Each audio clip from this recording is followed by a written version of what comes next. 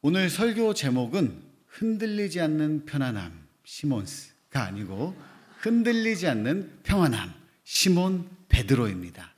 여러분 평안하십니까? 지금 아멘이라고 대답한다 할지라도 우리가 예배를 마치고 저 문을 나서자마자 누군가가 여러분의 뒤통수를 살짝이라도 때리기라도 한다면 우리는 금방이라도 눈물이 찔끔 나고 평안함을 잃어버리고 금방 분노가 치밀고 억울하고 그렇게 힘들 수가 있습니다.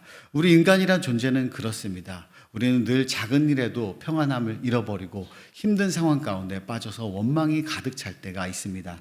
그렇다면 오늘 말씀을 보면서 우리가 베드로를 통해 어떻게 하면 우리가 우리 인생 가운데 평안함을 찾아 나갈 수 있을까 말씀을 통해서 살펴보려고 합니다. 베드로의 상황을 먼저 보자면 우리가 사도행전 12장 전체를 읽진 않았지만 1절부터 보면 헤롯 왕이 등장을 합니다. 헤롯 왕은 로마 제국과 유대인들 사이에서 굉장히 균형을 맞추면서 머리를 잘 써서 정치를 해야만 자신의 입지를 다질 수가 있었습니다. 그래서 어떻게 하면 내 입지를 다질 수 있을까 고민을 하다가 생각한 게 교회를 치면 되겠다. 교회를 공격하면 되겠다 하는 것을 아이디어가 떠오르게 된 겁니다. 그래서 야고보를 잡아서 칼로 죽였다고 성경 속에 나와 있습니다. 유대인의 법으로 봐도 칼로 죽이는 것은 절대 법적이지도 않고 재판도 치르지 않았고 그냥 사람을 잡아다가 죽인 것이기 때문에 어떻게 보면 유대인들이 이렇게까지 하는 건 아닌데 라고 생각할 수 있지만 성경 속에 보면은 유대인들이 이를 보고 기뻐했다라고 기록되어 있습니다. 유대인들이 기뻐할세. 헤롯 왕이 이걸 보니까 이거구나. 이거 하면은 로마 제국도 좋아하고 유대인들도 좋아하고 내 정치적 입지도 높아지겠다 하면서 그 다음 타겟을 보니까 예수님의 수제자가 보였습니다. 예수님의 수제자 바로 베드로가 보였습니다. 베드로를 이제 잡아 가두게 된 거죠.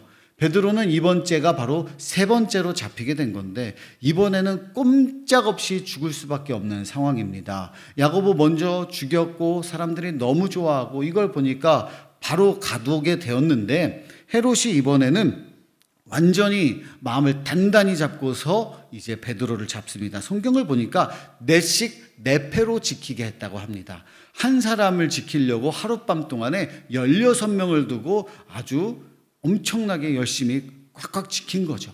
그러면서 그냥 감옥에 가둔 게 아니고 쇠사슬로 묶고 그 다음에 어떻게 합니까? 베드로가 이렇게 옆에 한 자리에 있으면 양 옆에 두 사람을 병사를 두어서 지키고 같이 자게 했다 이겁니다. 굉장히 불편한 상황입니다.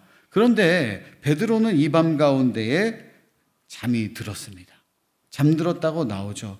여러분 사실 이 상황은 잠에 들 상황이 아닙니다. 우리가 어디에 가서 잠자리만 살짝 바뀌어도 잠들기가 쉽지 않은데 베드로는 이 상황 가운데 잠에 들었다고 합니다.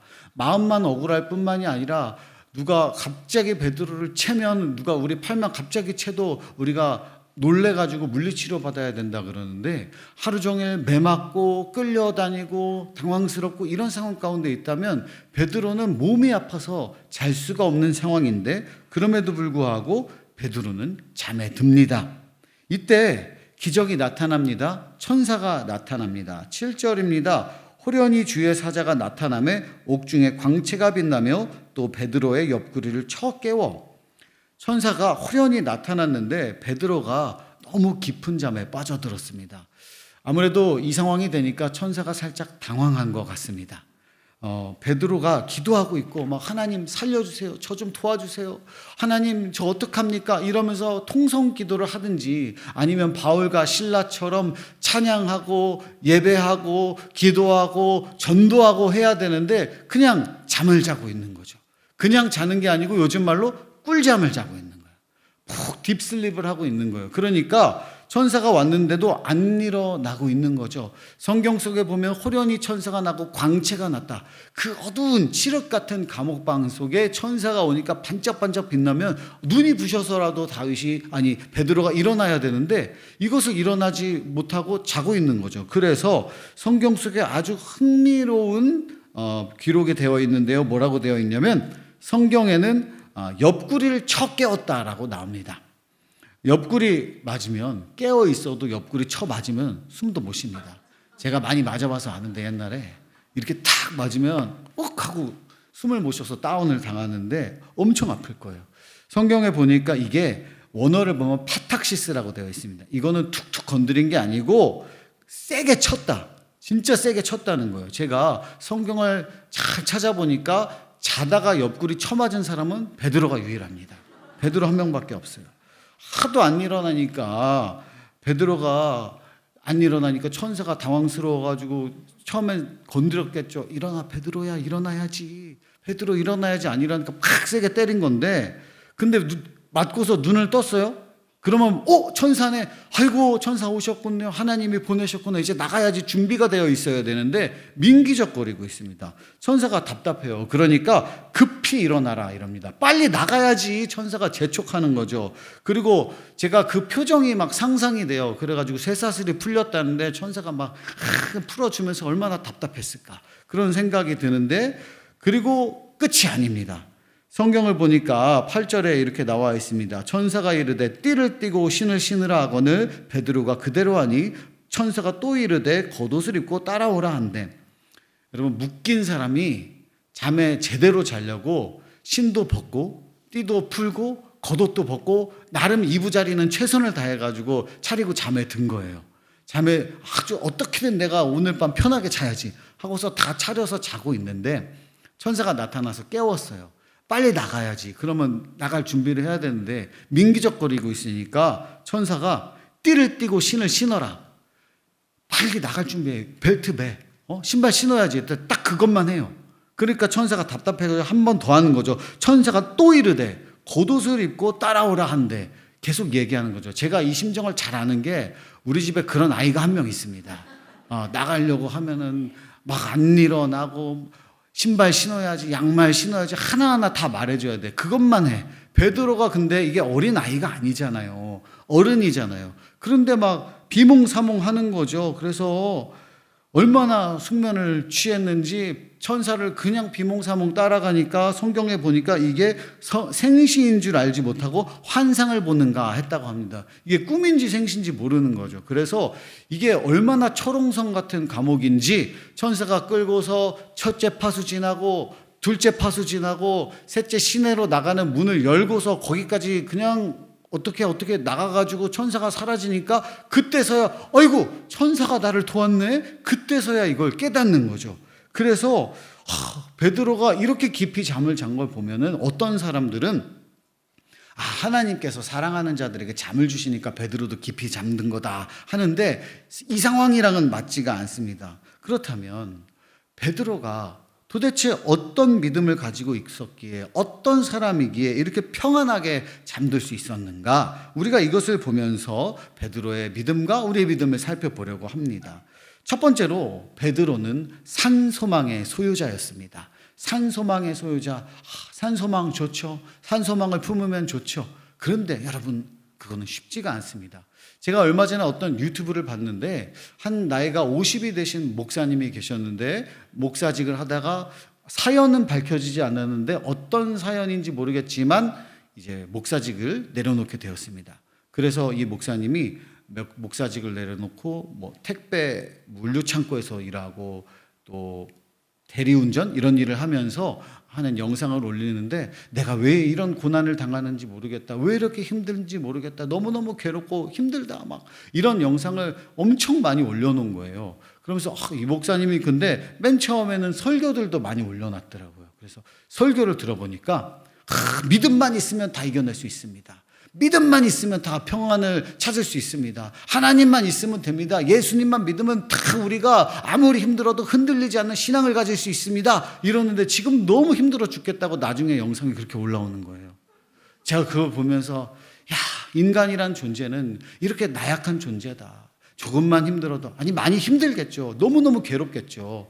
그러나 신앙이 있다고 해서 모든 게 다 초월이 되고 하나도 안 힘들고 원망도 안 생기고 그러진 않는다. 우리가 그것을 깨달을 수가 있습니다. 여러분, 우리가 알기로는 베드로 또한 초인이 아니었습니다. 베드로 또한 이의일비하고 작은 것에 분노하고 넘어지기도 하고 실수하기도 했습니다. 그런데 베드로를 살펴보면 베드로만큼 예수님 곁에서 예수님과 밀착하여 예수님께 배움을 얻고 깨달음을 얻고 기적을 체험한 사람도 많지가 않습니다.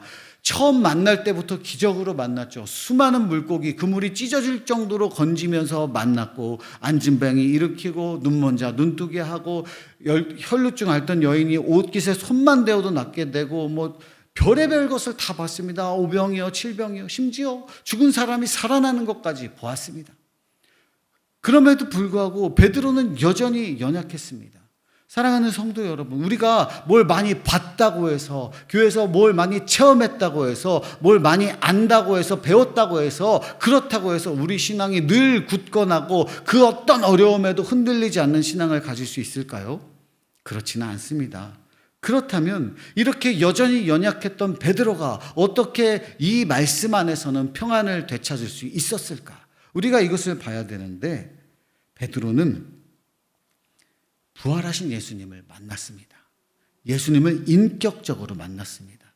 예수님을 만나고 예수님 살아 돌아오셨네요, 그게 아니고 살아 돌아오신 예수님을 만나 예수님의 진심을 깨달았습니다. 예수님의 꿈이 무엇인지, 예수님이 진정으로 추구하는 것이 무엇인지, 예수님이 우리를 향해서 이루고자 하는 것이 무엇인지 그 진심을 깨달았습니다.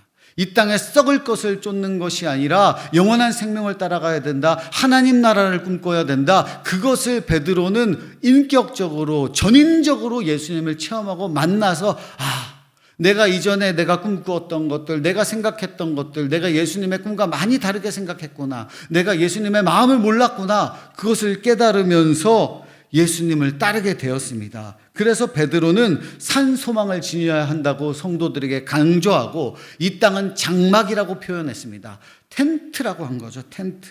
이 땅에 살면서 이 땅의 것이 영원하지 않다, 이 땅에 충만하고 우리가 충실하게 살아야 하지만 우리는 늘 부활 소망을 지녀야 합니다. 우리는 늘 산 소망을 지녀야 합니다. 베드로는 그렇게 강조했고 그것을 실제로 여겼고 그렇게 살아갔습니다. 그렇기 때문에 베드로는 그렇게 평안할 수 있었습니다. 우리가 예수님 믿으니까 병이 낫는다, 예수님 믿으니까 부자가 된다, 어려움을 극복한다, 그것은 따라오는 열매일 뿐이지 영원한 생명 앞에서 그것은 아무것도 아닙니다. 베드로는 오직 산 소망으로 다시 예수님 만나기만을 꿈꾸고 있었습니다. 이 땅은 장막일 뿐인데 내가 죽는다면 우리가 주님 앞에서 받은 그 사명 다하고 다시 주님 만나러 가는 거지, 그래서 괜찮다 하고 평안하게 잠들 수 있었습니다. 사랑하는 성도 여러분, 어렵겠지만 우리가 다시 한번 예수님을 인격적으로 만나고 부활신앙을 가지고 흔들리지 않는 평안함을 소유하시기를 축복합니다. 자, 이제 두 번째로 잠들어 있던 베드로에게 어떤 일이 일어났는가 살펴보겠습니다. 잠들어 있던 베드로에게 하나님은 베드로를 살려내셨습니다. 호련히 천사를 보냈습니다. 누군가는 질문할 수 있습니다. 아니, 야고보는 죽였고 베드로는 살리고 도대체 기준이 뭡니까? 도대체 왜 이렇게 불공평합니까? 왜 나는 이렇게 열심히 예배를 드리는데, 이렇게 열심히 교회 생활 하는데 왜 나는 고난을 당합니까? 저 사람은 별로 잘 믿는 것 같지도 않은데 늘 복을 받고 늘 어려움에서 건짐을 받는데 나는 늘 더 어려움 속으로 빠지는 것 같은데 도대체 기준이 뭐예요? 왜 나는 고난당하는 거냐고요? 이렇게 물어볼 수 있습니다. 저는 그런 고난의 문제 앞에서 대답할 수가 없습니다. 고난의 문제는 하나님만 알고 계시고 고난을 통해서 우리가 어떤 길로 나아가게 될지, 이것을 역전할 수 있을지 없을지 우리는 알 수 없습니다. 오직 하나님만 알고 계십니다. 그러나 분명한 것은 성경을 살펴보면은 베드로가 잡혀가기 전에 야고보가 죽었다고 해서 교회가 도망치고 해체되었습니까? 아닙니다. 또 베드로가 잡혀서 죽을 위기에 처했다고 해서 이제는 진짜 끝났구나 하면서 교회가 전부 흩어졌습니까? 아닙니다. 성경 속을 보면은 교회는, 성도들은 여전히 그 자리에서 간절히 기도했다고 표현되어 있습니다. 저는 여기에 능력이 있다고 믿습니다. 모여서 간절히 기도하는 자리에 능력이 있습니다. 어려워도 힘들어도 성도들이 함께 기도하는 그 자리에는 하나님의 능력이 나타납니다. 이 성경 속에 호련이라는 단어, 카이이두라는 말은 성경에는 우리가 우리말로는 번역되지 않았지만 새로운 어떤 사실을 도입할 때 쓰는 건데 영어로는 and behold라고 되어 있습니다. 무슨 말입니까? 그리고 보라라는 뜻입니다. 호련히 천사가 나타났다. 그리고 보라 하나님의 능력을, 그리고 보라 하나님의 은혜를, 그리고 보라 하나님의 기적을 하나님 보여주시며 기적을 일으켜 주셨습니다. 우리는 올해 들어서 더 간절히 기도하기로 마음을 먹고 다짐했습니다. 그래서 금요일마다 모여서 함께 기도하고 있습니다. 금요일 밤마다 한 줄 한 줄 성도들의 기도의 제목을 읽어가며 함께 눈물 흘리며 기도하고 함께 간절히 기도 올려드리며 기대하기도 하고 가슴 아파하기도 하고 애통하기도 하고 감격하기도 하고 감사하기도 하며 함께 기도하고 있습니다. 제가 지난주 금요일 날 금요 기도 인도를 맡아서 기도를 하게 되었습니다. 저에게 큰 기도 제목이 있었어요. 제가 드림 어린이를 맡고 있잖아요. 드림 어린이를 잠깐 소개하자면 드림 1, 2부가 있는데 1, 2부 각각 유년부, 초등부가 있습니다. 그러니까 4개 부서가 있고 그걸로 끝나는 게 아니고 오후에 영어 예배도 있고 그리고 토요일 날 어하나 예배도 있습니다. 각각 최소 제가 보기에는 30명 이상의 교사가 필요한데 다 합치면 몇 명이에요? 계산이 안 되죠. 굉장히 많은 교사가 필요한데 늘 교사가 부족합니다. 그래서 연초에 짤 때 아주 타이트하게 짜가지고 어렵게 부서를 출발을 시킵니다. 그런데 가장 어려운 게 뭐냐면 중간쯤에 한 2, 3월쯤 됐을 때 갑자기 질병이 생긴다든지 갑자기 직장에 문제가 생긴다든지 가정의 상황이 좀 달라진다든지 환경이 변한다든지 해서 목사님하고 저를 찾으면 굉장히 제가 두려워요. 들어보면은 이제 교사를 못하게 됐어요. 남은 아이들은 어떡하고 목사님 기도할게요 이러고 가버려. 그러면 어떡해? 애들이 한 10명씩 되잖아요 한 반에. 그러면 그 목장은 우리 선생님 어디 갔지 이러고 있다가 옆에 반이랑 합쳐가지고 20명 30명 되는 애들이 한 선생님한테 이렇게 공과 공부하고 그러면 제가 얼마나 가슴이 아픈지 모릅니다. 제가 그걸 보면 어떻게 하지 하면서 여기저기 다니면서 혹시 교사 하시겠습니까? 혹시 선생님 하실래요? 하면은 내년에 한번 생각해 보겠습니다 이러든지, 너무 열심히 득심이라서 드림어린이 빼놓고 다른 부서 너무 열심히 하고 계셔가지고 다 다른 데 하고 있대. 그래가지고 교사를 찾을 수가 없는 거예요. 그런데 지금 계속해서 애들은 막 20, 30명씩 있는 반이 있고 최소 진짜 지금 가장 쥐어짜내서 딱 3명만 생기면 좋을 텐데 해가지고 안 되겠다, 진짜 우리 열심히 기도해야 된다 하고 선생님들 금요일 다 나오세요, 학부모들 다 나오세요, 어린이들 다 나와라 이러고 교사를 보내 주시옵소서 기도했는데 어떻게 되었을까요? 응답 못 받았으면 제가 얘기했겠습니까? 주일날 경건회를 하는데 호련히 교사들이 딱 들어오는 거야. 호련히 딱 3명 왔습니다. 저는 보았습니다. 카이 이두, 그리고 보라 하나님 능력을, 그리고 보라 하나님 은혜를, 그리고 보라 하나님의 교사를 하나님이 보내주시는 거 저는 보았습니다. 여러분 들었으니까 여러분도 본 거죠. 저도 봤고 여러분도 봤고 베드로도 호련히 나타나는 하나님의 능력을 보았습니다. 그렇다면 이 기적 앞에서 베드로는 무엇을 했는가? 이것을 살펴보면 베드로가 평안할 수 있는 마지막 이유를 찾을 수 있습니다. 18절을 보면 이 일로 인해서 적지 않게 소동이 나타났다고 합니다.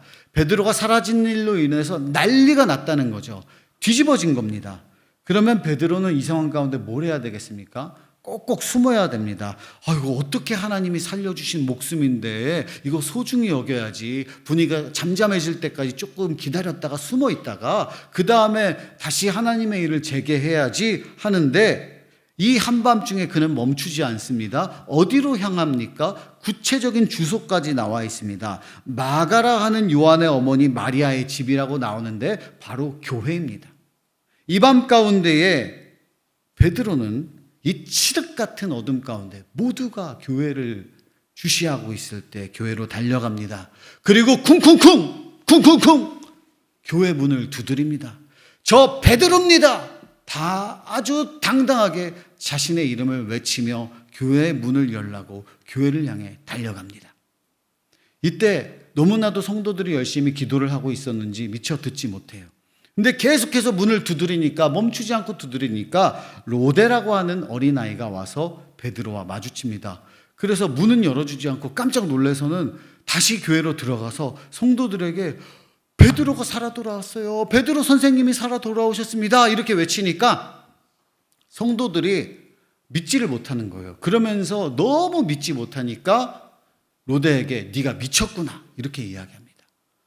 아니에요, 참말이에요, 진짜 베드로가 살아 돌아왔다니까요. 이러니까 그러면 천사인가? 이렇게 이야기합니다. 이게 무슨 의미냐면 천사라는 건 이 당시에는 한 사람 한 사람 수호천사가 있었다고 믿었어요. 그렇게 생각을 했는데 수호천사가 와서 베드로 이제 죽었다고 알려주려나 보다 하고 생각을 한 거죠. 베드로는 이때도 멈추지 않습니다. 여전히 계속해서 교회 문을 두드립니다. 쿵쿵쿵 문 열어주세요. 저 베드로입니다. 교회 문을 열기 위해서 계속해서 이 어두운 밤 가운데 그 조용한 시간에 발각될 것을 두려워하지 않고 주저앉지 않고 교회 문만을 두드립니다. 교회 문을 열었습니다. 사람들이 깜짝 놀랍니다. 난리가 났습니다. 집사님 진짜 베드로네요. 권사님 진짜 베드로예요. 장로님 진짜 베드로예요. 우리 기도가 응답이 된 것 같아. 할렐루야. 막 이래서 난리가 난 거죠, 교회 안이. 그때 베드로는 조용히 하라고 합니다. 조용히 하고 빨리 나 숨겨줘, 그게 아니었습니다. 17절을 보면 이렇게 나오죠. 베드로가 그들에게 손짓하여 조용하게 하고, 조용하게 한 다음 단 한 가지 목적을 그는 실천합니다. 그 다음에 뭐라고 되어 있느냐? 조용하게 하고 주께서 자기를 이끌어 옥에서 나오게 하던 일을 말하고, 주께서 자기를 이끌어, 주님이 나를 이끄셨다. 주님이 내 인생을 이끄신다. 나의 삶의 주인은 오직 주님이시다. 나의 죽음도 나의 생명도 나의 모든 갈 길은 주님께 달려있다. 주님이 나를 이끌어서 나는 다시 교회로 돌아왔다. 주님이 나를 이끄신다. 이 사실을 말하기 위해 돌아왔습니다.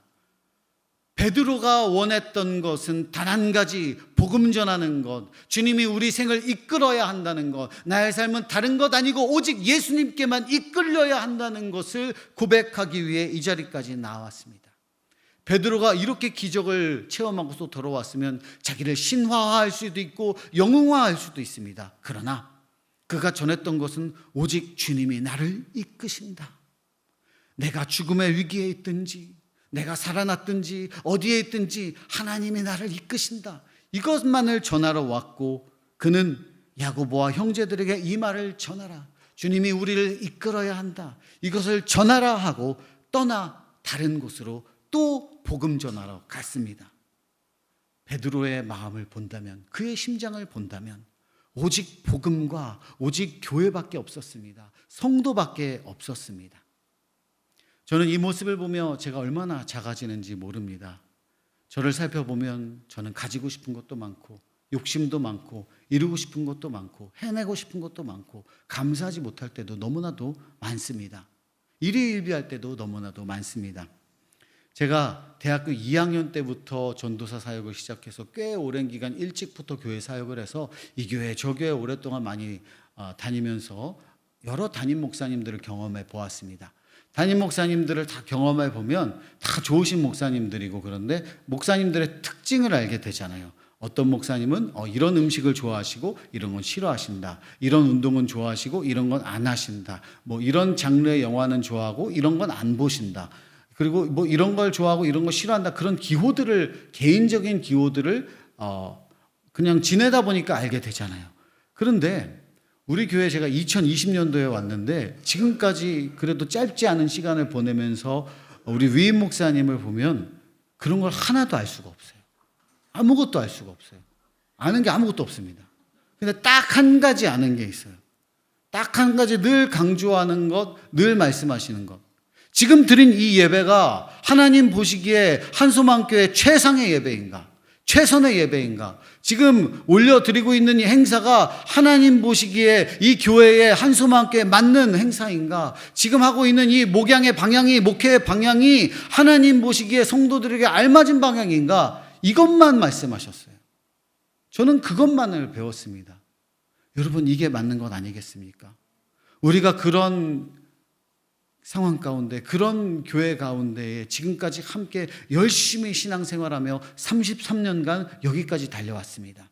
우리가 교회만 생각하며 예수님만 생각하며 서로 성도들을 세워가고 성장시키는 것만 생각하면서 여기까지 달려왔습니다. 이제 우리는 또 다른 33년을 준비하고 있습니다. 그런데 앞으로의 시대는 더욱더 힘들고 평안하기 어려운 시대입니다. 더욱더 많은 것이 혼돈스럽고 흔들리는 시대입니다. 이런 시대 가운데 우리가 무엇을 바라봐야겠습니까? 다시 우리는 예수님만 바라봐야 합니다. 다시 우리는 복음만 바라봐야 합니다. 다시 우리는 교회로 모여 기도하기를 힘쓰고 간절히 기도하기를 힘쓰고 다음 세대를 세워나가고 교회를 세워나가는데 목숨 걸어야 할 것입니다. 그럴 때 호련히 보라 주님의 능력을, 호련히 보라 하나님의 은혜를, 보라 하나님의 기적을 체험하게 될 것입니다. 이제 우리 더욱더 힘차게 나아가며 하나님 안에서 교회를 세워나가고 복음을 향해 열심히 달려가는 저와 여러분 모두 될 수 있기를 주님의 이름으로 소망합니다. 기도하겠습니다. 사랑 많으신 하나님 아버지, 고맙고 감사합니다. 조금만 괴로워도 흔들리고 넘어지는 인생 가운데 하나님 아버지의 강한 손 붙들기를 원합니다. 주님, 우리를 긍휼히 여겨 주시옵소서. 우리의 영의 눈을 열어주시고 성령 충만하게 하셔서 흔들리지 않는 평안함으로 이 험한 세상 승리할 수 있도록 호련히 나타내시는 주님의 능력을 보기를 원합니다. 호련히 드러내시는 주님의 기적 체험하기를 원합니다. 오직 복음 가지고 세상 살아갈 때 주님께서 피로 세우신 이 교회 우리가 승리할 줄로 믿습니다. 오직 주님께 영광 올려 드립니다. 예수님의 이름으로 기도합니다. 아멘.